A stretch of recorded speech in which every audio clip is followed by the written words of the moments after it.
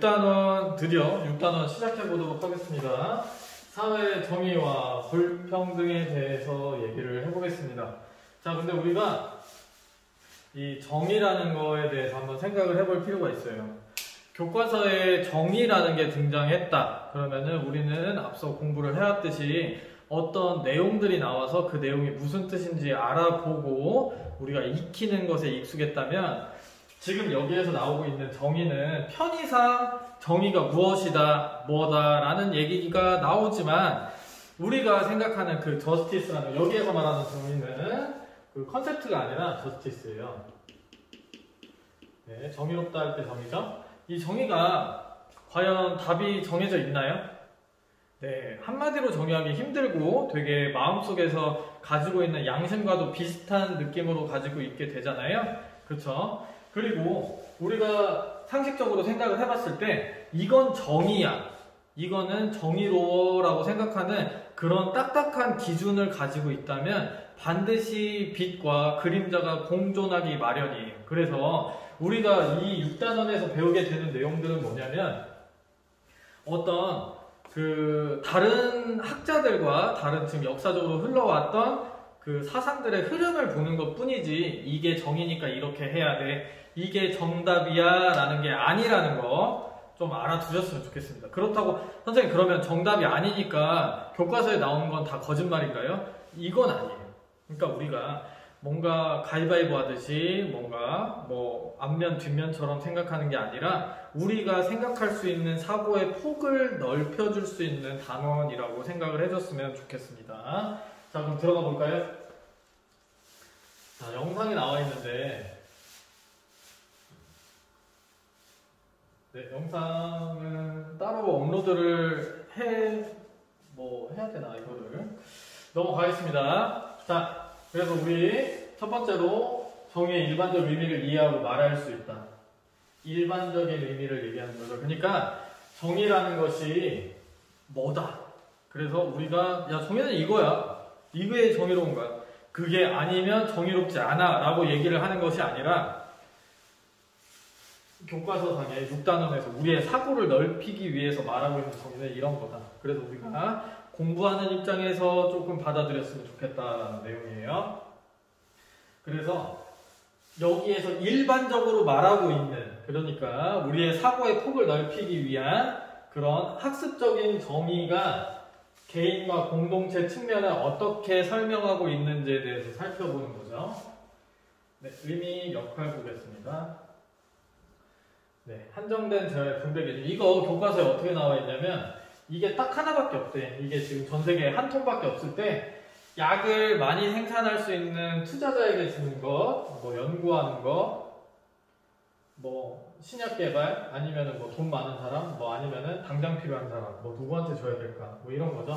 그래서 지금 교과서에서 말하고 있는 거는 약간 경제적 측면에서도 생각을 해볼 수 있는 게 과연 희소한 재화를 어디에 분배가 돼야 되는 건가? 이 지구상에는 재화가 한정적이라고 제가 5단원에서도 얘기를 했었죠? 그게 과연 어떻게 분배가 돼야 되는가? 지금 이거는 그 단순히 어떤 파일을 누가 더 많이 나눠 먹냐가 아니라 생명과도 직결지어서 한번 생각을 해보는 거죠. 네, 그래서 이렇게 한번 생각 열어볼 수 있고 넘겨서 보면요. 위와 같은 상황에서 치료제를 가져야 할 사람은 누구인가? 보면 생명이 위독한 사람이 치료제를 가져야 한다고 생각한다. 왜냐하면 가장 절박하게 치료제가 필요한 사람이기 때문이다.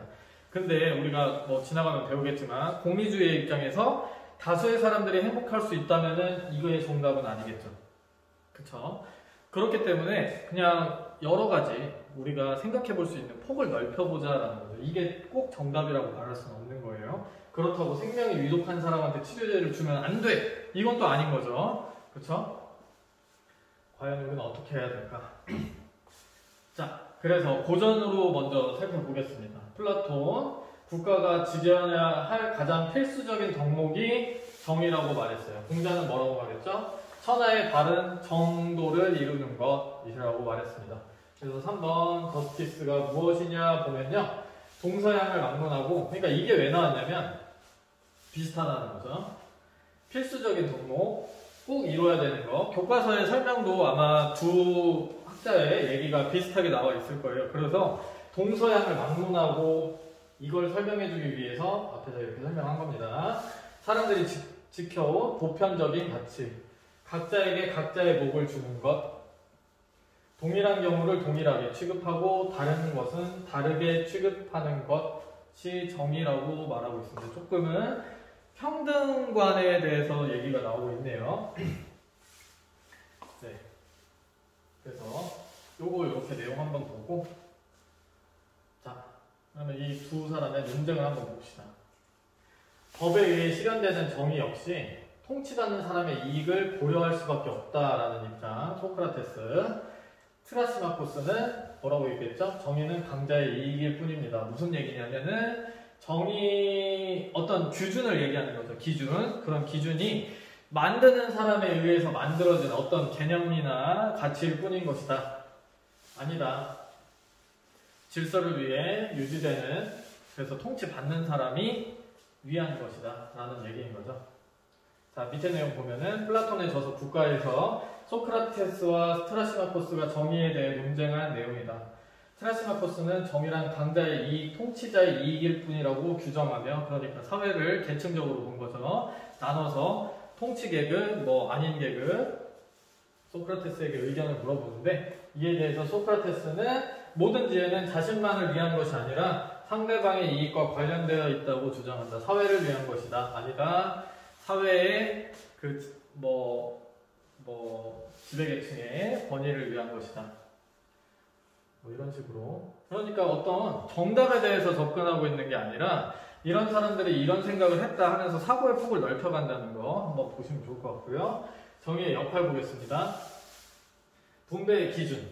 우리가 정의롭다고 생각하는 그런 관념적인 게 마음속에 있다면 어떻게 분배가 되는 게 맞아, 틀려 라는 기준이 될 수 있다는 거죠. 개인의 권리와 의무, 공동체가 이룩한 성과, 공동체가 져야 할 부담을 공정하게 배분하는 기준입니다. 근데 너무 집단이 강조되면 또 문제가 생기겠죠? 개인의 그런 권리나 의무 같은 것들이 조금 더 축소될 수 있으니까요. 너무 공동체만 강조된다면, 또 그렇다고 해서 개인만 너무 강조되면 사회를 등한시하게 되겠죠. 그렇죠? 그래서 사회적 갈등과 분쟁을 해결하는 기준이 될 수도 있는 게 정의의 역할이다. 개인선과 공동선을 평화롭게 유지시켜주는 기준이다. 그쵸?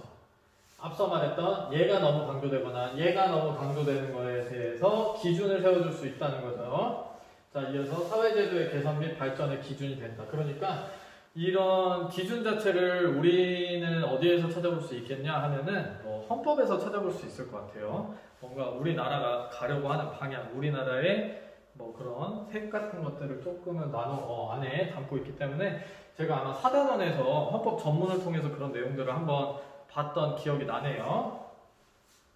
자, 봅시다. 사회제도 개선을 위해서 과거는 근대 시민혁명을 통해 정의의 내용이 헌법에 명시가 되었다. 오늘날에는 사회제도의 정당성에 대한 비판, 정의를 판단하기 위한 기준에 대한 논의가 진행되고 있고 사회제도의 개선 및 발전이 된다는 거죠. 이게 지나가면 더 나오겠지만 일단은 뭔가 두루뭉술한 추상적인 개념 자체가 등장하기 시작했을 때가 이때인 거예요.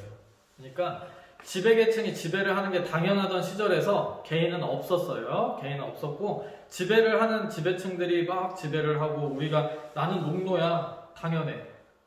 나는 왕이야 당연해. 이런 게 있다가 그게 아니라 인간은 모두 평등하고 자유로워 라는 게 등장을 하면서 그 내용 자체가 구체적이진 않았다는 거예요. 근데 그런 자유나 개인의 권리 등이 발전하고 나아가면서 이런 다양한 제도들이나 이런 것들이 나타나게 됐고 다양한 가치들이 등장하게 됐죠. 그러니까 이때에는 우리가 여러 가지 고려할 수 있는 소스들이 좀 부족했다고 하면 더 많아지고 그리고 또 세분화되고 그러다 보니까 정교화되고 있다는 거.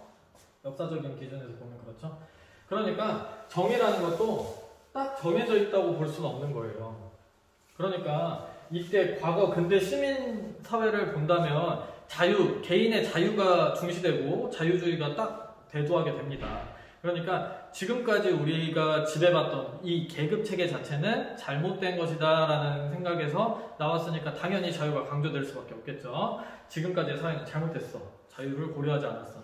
그래서 자유를 고려하자 하는 자유주의만 계속 있었다면은 그 무제한적인 자유 안에서 질서가 유지될 수는 없었겠죠.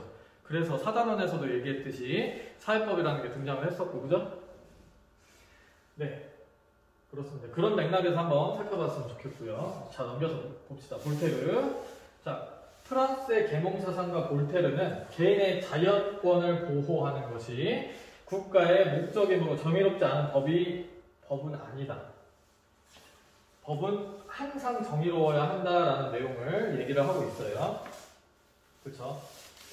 그러니까 이 어떤 사회를 굴려나가는 기준, 규준이 되는 법, 그리고 철학을 담고 있는 그 법이라는 것 자체는 개인의 자연권을 대변할 수 있어야 된다라고 얘기를 하고 있는 거예요. 그렇기 때문에 정의로워야 된다는 겁니다. 여기에서 말하는 정의는 뭐겠어요? 개인의 자연권이겠죠. 자, 이 말은 정의가 법률과 제도의 정당성을 판단하고 비판하는 근거가 됨을 뜻한다.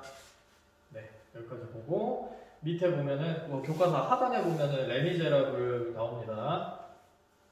네, 프랑스 극작가인 빅토르 위고의 소설을 원작으로 한 레미제라블은 불쌍한 사람들이라는 뜻으로 시민혁명과 산업혁명 격변기에 삶이 좋지 않았던 분들에 대한 구조의 문제를 다루고 있어요. 그래서 굶주린 조카를 위해서 빵을 훔쳐가지고 5년형을 선고받고 탈옥을 시도해서 19년 동안 형무소에서 복역을 했어요. 자, 요런 거. 그러니까 배가 고파서 훔쳤는데 요렇게까지 됐다는 거 한번 생각해보게 될 수 있겠죠? 자, 정의는 각자에게 각자의 목을 주는 공정한 분배의 기준이 된다. 자, 봅시다. 이거 뭐 그냥 그러니까 이런 것들이 약간은 좀 제가 학습을 할 때 생각해보게 되는 게 뭐냐면 우리는 정답이 없는 주제를 다루고 있어요. 정의라는 거. 근데 여기에서 문제를 출제하기 위해서 암기를 유도로 하는 거죠. 어쩔 수 없는 거죠. 이렇게 한번 보시고요. 그래서 다음 내용을 읽고 맞으면 O, 틀리면 X. 정의는 개인선과 공동선을 조화롭게 유지시킨다. 당연하겠죠? 정의는 공동선만을 추구한다라고 하면은 그거는 아니겠죠. 근대 시민혁명 이후 정의는 헌법에 명시되지 않았다. X죠. 이건 사단원에서도 나온 내용이죠. 자, 오늘날 정의 기준에 비추어 사회제도의 정당성에 대해 비판한다. 네. O. 근데 무조건적으로 자 이렇게 생각을 해보는 거죠.